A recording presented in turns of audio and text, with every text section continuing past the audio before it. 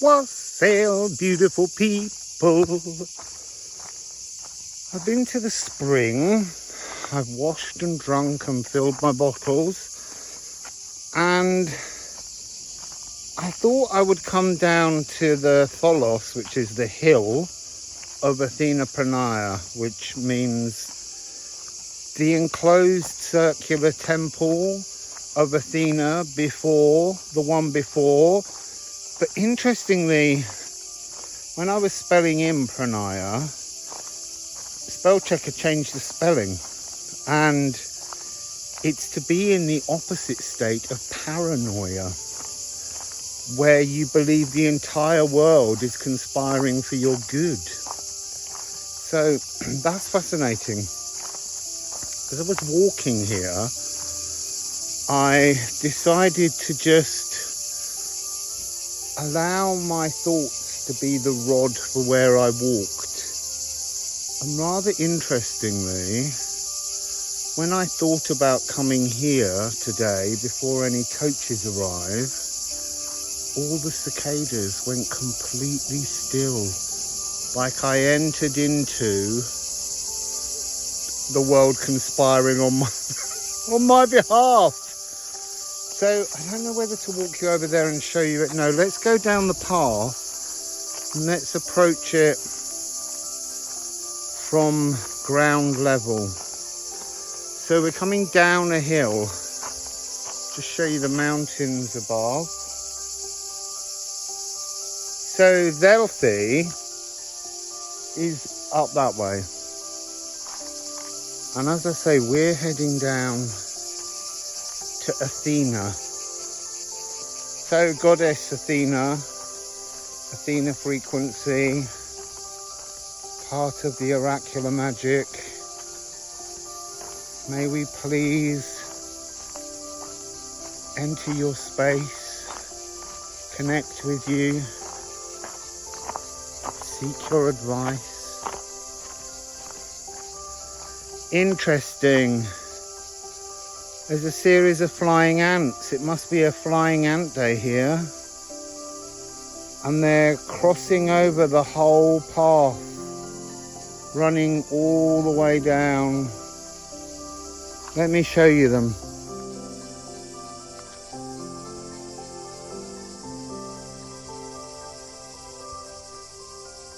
Actually, they're not flying ants. Now that I'm looking really close, they're all carrying little tiny wands.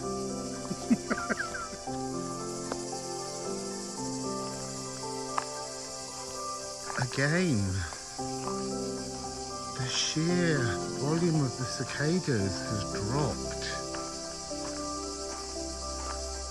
I can hear them. Earlier, they went completely silent. It was the visible silence.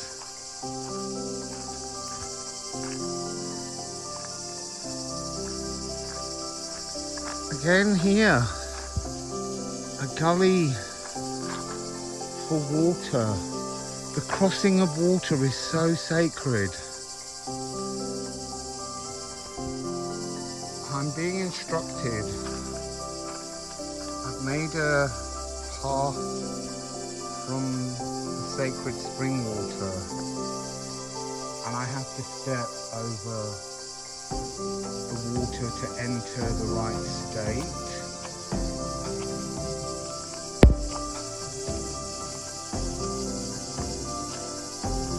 So, here.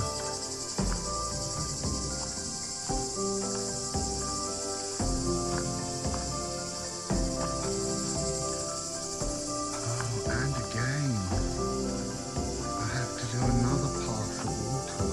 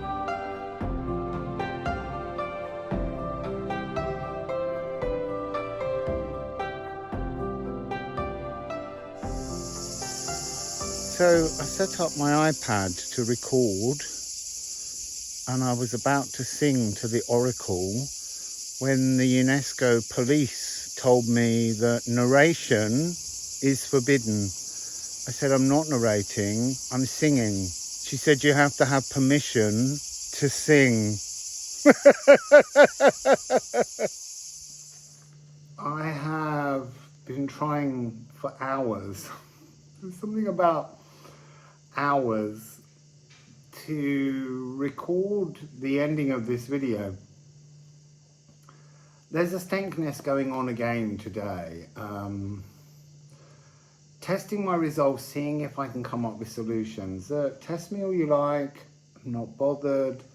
I can find a way around your mountains. And that's really a message for all of us. You know, it doesn't matter what gets thrown at us. There's always a solution that we can find. And I am laughing. I've had so many tests today. It's kind of like, today it's like facing the Minotaur. I'm in the Stagnant Labyrinth and I need to find my way out, but I don't have a ball of string because I didn't come in the labyrinth, I was already in it. So it's a different kind of story. It's not going into the shadows to find yourself, or to find the Minotaur and defeat it. It's just very interesting. I've had a wasp when I went outside to do a reading for you in a nice shady space land on the back of my neck, and it threatened to sting me if I carried on. I was like, well, you're gonna have to sting me because I'm carrying on. I haven't got time for you and your labyrinthine ways. Then I sat in a nice shady spot and I was underway, I was shuffling the deck, I'd been talking to you for a while, and it's quite a sleepy town at the moment, and from nowhere a couple appeared. They sat right down on the bench next to me, not on any of the other benches, took out lunch and began talking over my video. So I just packed up and left, moved on to the next spot, came here, went out onto the balcony. It was like hot oven door wind, and then a card blew over the balcony. And again, I was like, I'm not bothered. I'm not rising to your triggers, Mr. Labyrinth. I'm going on my way, and I will change things. Look, it's there again. The thing is, it's the nutrients in the shadows. It's like it's trying to deny me the nutrients. It's been fascinating today. Being told I couldn't sing, that was comical in itself. Because, you know, the silver lining, the nutrients in that shadow is really the fact that I can tune in and sing anywhere because I've treadled all over the place. So there's a map of my energy all over the world. And I know that you can access this map of places you've been, because when I was practicing astral projecting, I was told to begin by connecting with Stonehenge, because apparently it's really easy. It's not that. It's just that Stonehenge, like here, is a very famous sacred site with a massive connection. It's like a huge beacon, so it's not difficult to tune into. So they taught me to tune into that. And then when you leave your, I want to say when you left your body, but I never left my body, but my consciousness was in two places. It was both with me and elsewhere. But there, Stonehenge was different. In the astral, it is a different looking place. And there were 2 stones that I had to put my hands on. And when I put my hands on them, that's when the energy of Stonehenge took over my body, entered my body, flowed through me. And then I had to maintain that position because that was how I was connecting through my feet and hands to the henge energy. And then I had to bring that energy to my physical body where I was standing overlooking the sea in Hastings. And then I had to put that energy into the sea and lift it out with sea energy and move it and release it in a 3rd place. So it was like being split into this magic power of 3. You know, past, present, future. It wasn't quite that, but there is something within that frequency. It was a kind of timelessness. So you can, I can, we can put our intentions. For me, it's to sing tuning back into places, to recode blockages. That can be done anywhere by connecting. And then I was like, but what about all the places in the world I haven't been to? How do I connect to those energies? And then that was when the ancestors said, your coding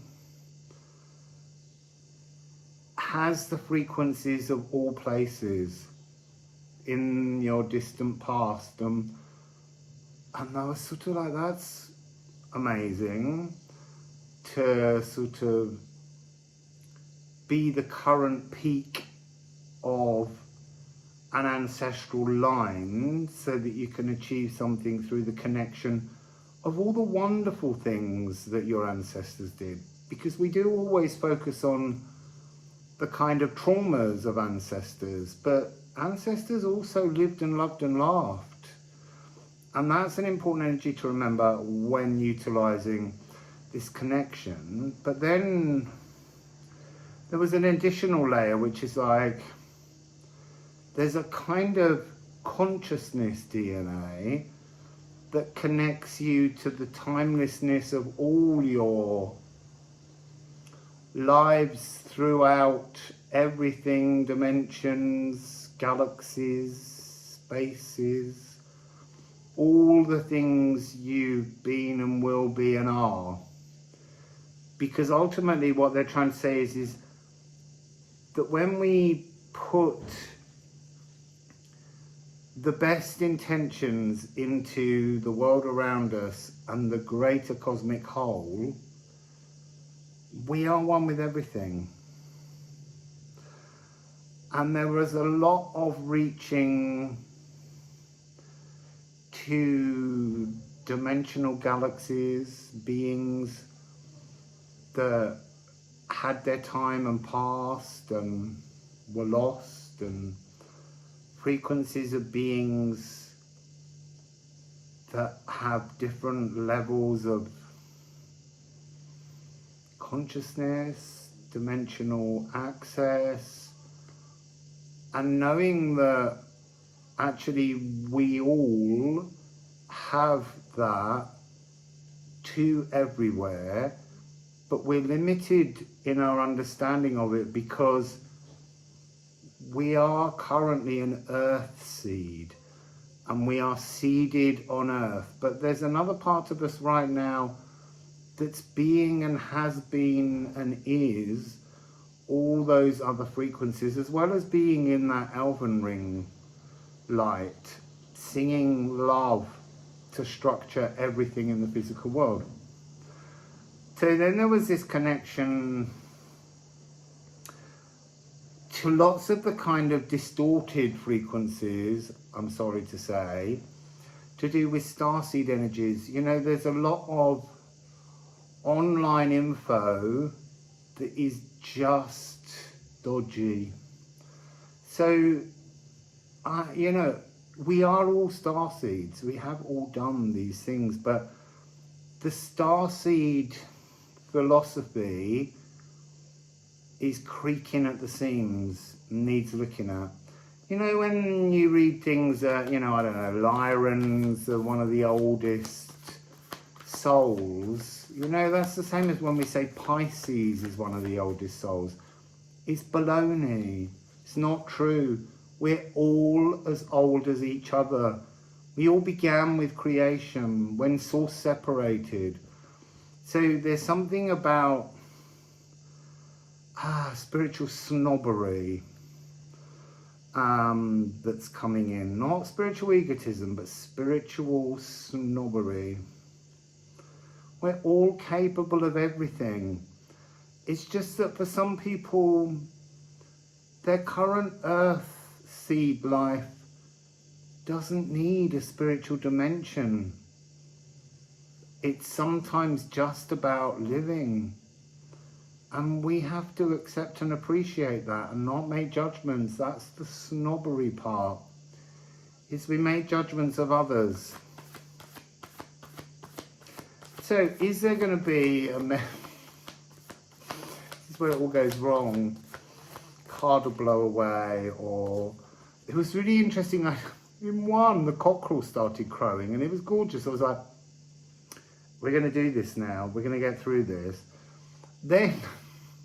that was interrupted by this labyrinth energy that loves me so much.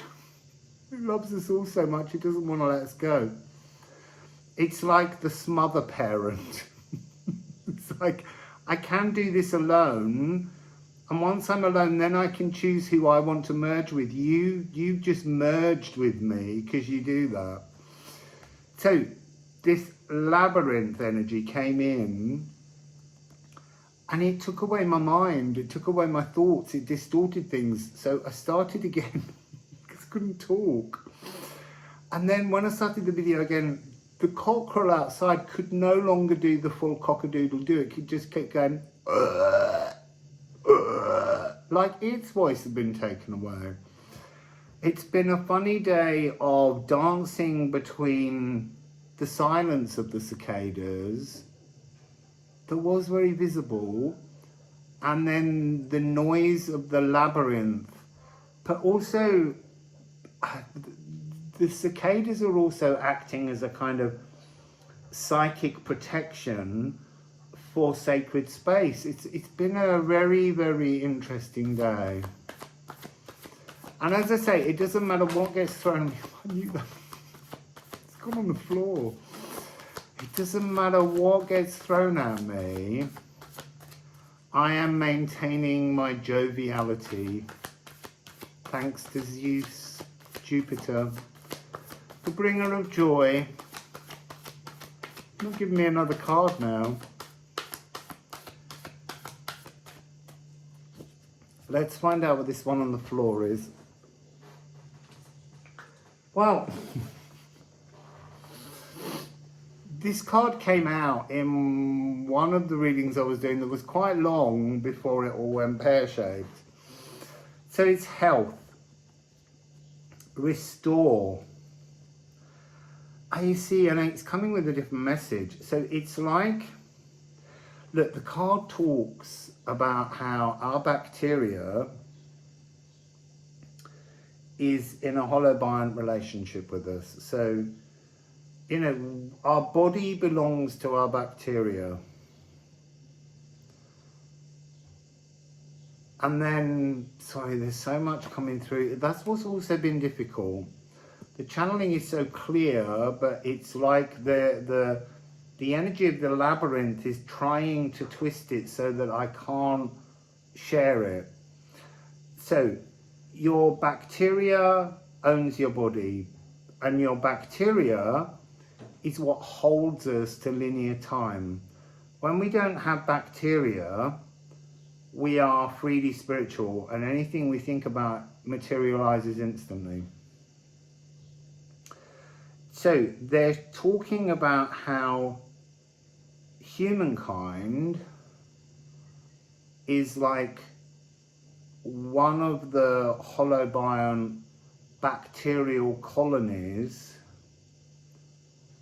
that is inside this stagnant matrix. And that's no different to us because of our relationship to this labyrinth, this matrix energy that is stagnating our joy very often, or keeping us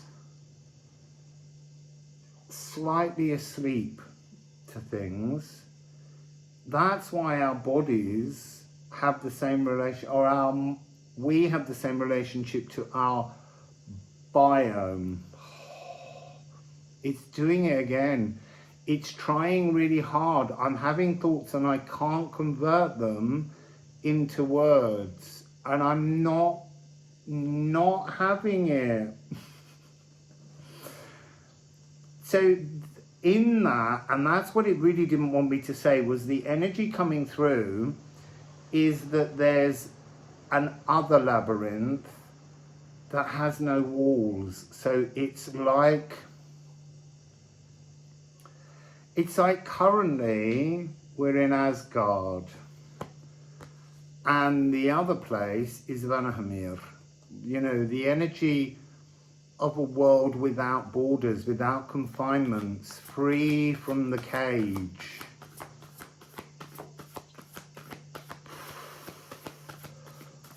That was so hard. That's been the reason I've had to stop a few times, is because the frequencies coming through at the moment are so crystalline. There was another energy that came through on that one and I couldn't quite find it. It was to do with biome. Give me a moment. Let me see if I can just tune back into it, because it was really interesting when it came out. So the biome, there's a cosmic, it wasn't called biome, it's to do with touching the sides of the matrix, and the matrix, its physical form, when you sort of touch it, is like being in a cave. It's very damp, but it has cosmic nutrients. It's like it gives you a new cosmic consciousness bacteria that transforms your body's labyrinth bacteria to help you to dissolve the traps, to be free, to head towards the exit, to reach Vanaheimir. It was something like that. So that's just one card. So come on.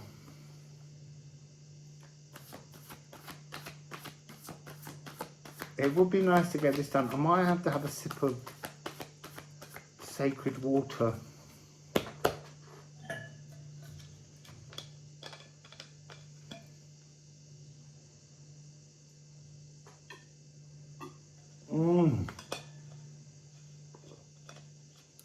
Sauce in a bottle. Come on.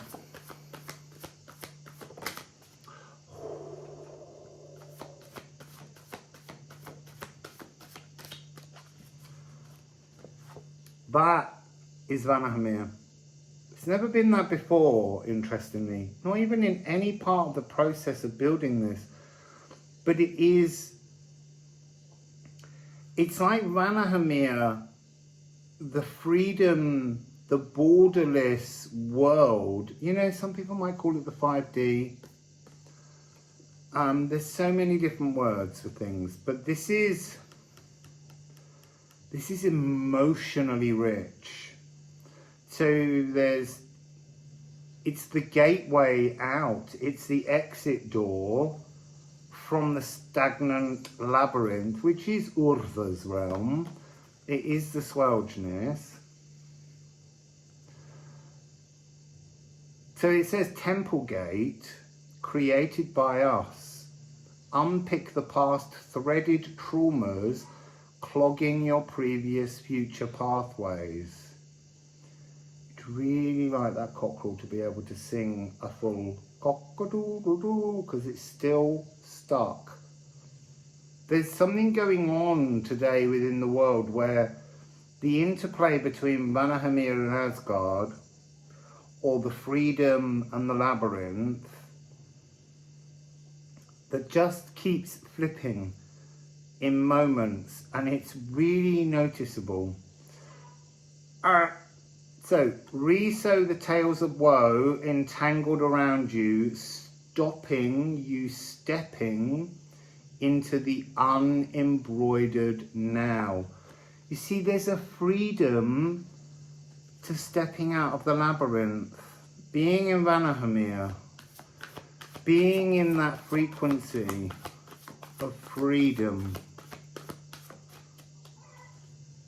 It's getting nearly there.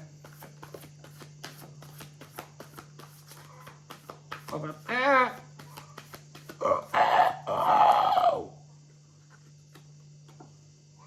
keep thinking if I sing that to it, it might remember its tune. Because it is like it's forgotten its tune, like I've forgotten words. Now this is interesting. Sigil. The cosmic nutrients, the cosmic biome is the mirror to bring you into the now. And that brings your life force into the now. Your life force stops shining through the labyrinth. I mean, you know, labyrinths turn corners, they have bends. How do you imagine your life force is shining into your now to take you into the future? It's just getting dimmer and dimmer and dimmer. When you exit the labyrinth, when you change your cosmic biome, 6116, then you're updating your entire life force. You're bringing it into your present. That's gorgeous. So let's get a couple of rune stones.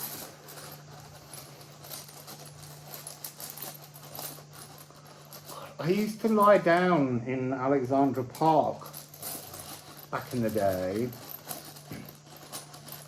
Didn't hurt my neck. Won't hurt my neck when my life force is in my now.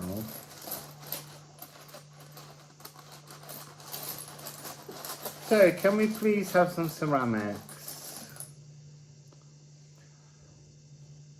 So, 13, yo.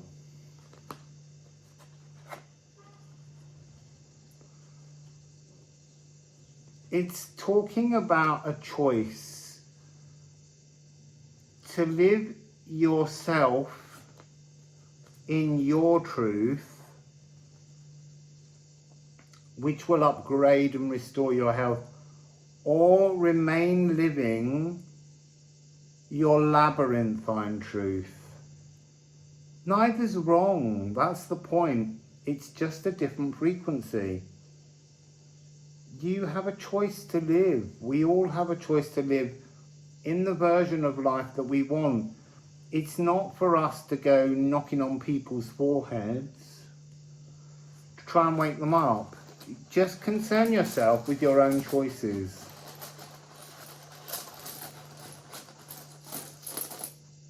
And then, I knew that was that one, Ophilogu. You see, and that's this. The mirrored balance between 61 and 16. The balance.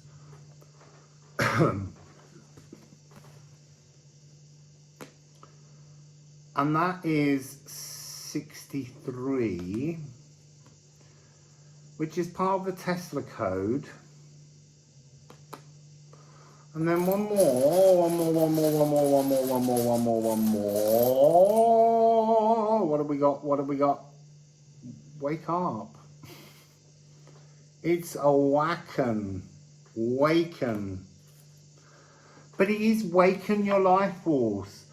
By deciding to shed living in the stagnant labyrinth, you get to move into your now. You get to waken your life force up to be in this world, to energize you, to spiritualize you, to make you happy, to bring you to bliss and comfort. So, I've nearly managed to complete this with absolute determination that the labyrinth does not control me. It can try. And it's been trying for 2 days. But it won't win.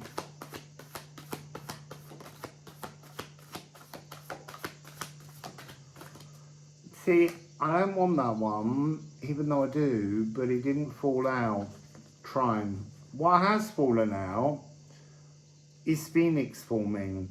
Is this energy of the embers? The Phoenix is really bringing your life force into the now. Transforming, leaving behind the stagnant labyrinth. There's something within this card as well about the embers almost being these challenges that roll up, punch us hard in the face and go, you can't go down that way, and then you just go, did you just hit me? And then you transform it, starting anew, rekindling, options. Every hurdle is an option.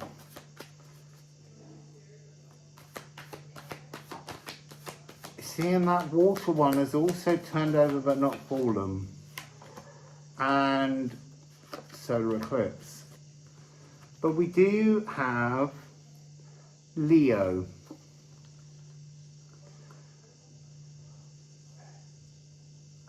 You see, this is about shifting. But again, it's shifting your fixed fire. It's asking you to question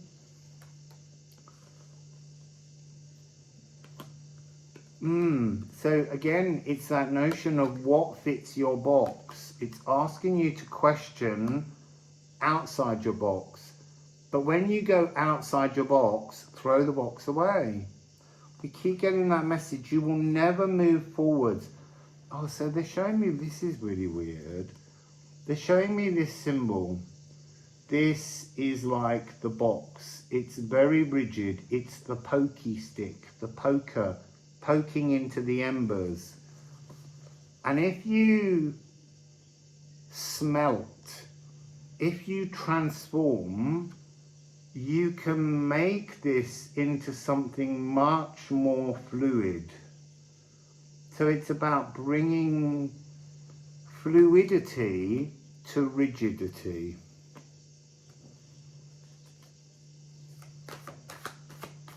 We just want one more card.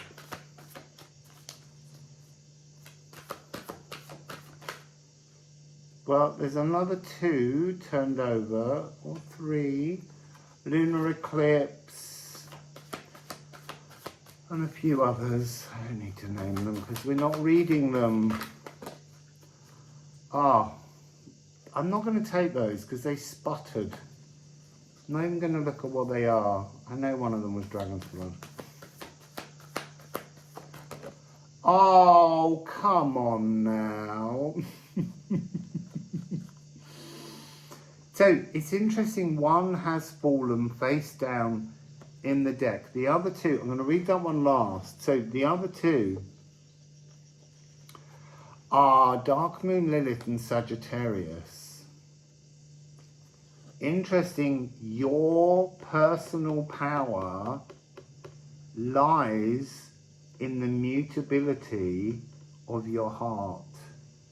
The Bard Hero of the Heart, not in this fixed energy. The fixed energy is when you pushed over the embers, when you've transformed the flow of that fixedness through this mutable energy, then fix it into your balanced now. So this is to be sovereign of your own life. be awakened to your life force being present with you.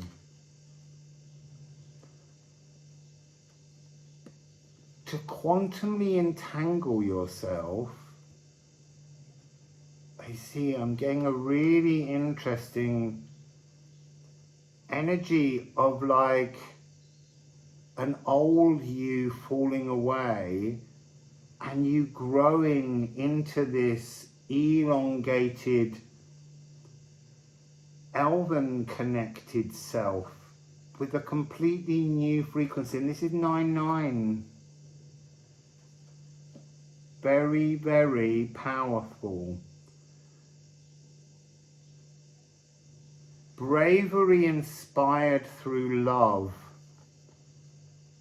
There's an energy as well of ghost moon echoes. Ghost moon, false emotions echoing through you. So let's see what this last card was that's face down. Oh, the Cosmic Conjurer, it's Pisces. Again, look, it's this. Coming into a mirrored energy. You can see here, this mirroring, Take a good long look at your old self in the cosmic mirror and just go, I don't want to live with my labyrinthine self.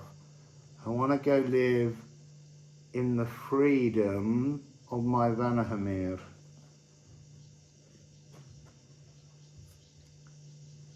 It's a transformation of emotions.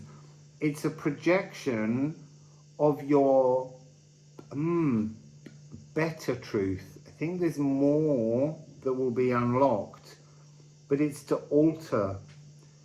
It's to willfully both bewitch and stop being bewitched by the labyrinth. So, it's your power. It's your choice. Bard hero of your own heart. You write your agenda, not the labyrinth. The labyrinth is just coasting you along at the moment. You need to divorce yourself from it. Anyway, round of applause for reaching the end of this video. Now I can edit it together and post it for you all. And then let's see what happens tomorrow. Let's see where we're led. Because today was truly entertaining, but also so completely full of hurdles. Anyway, see you tomorrow. Wassail.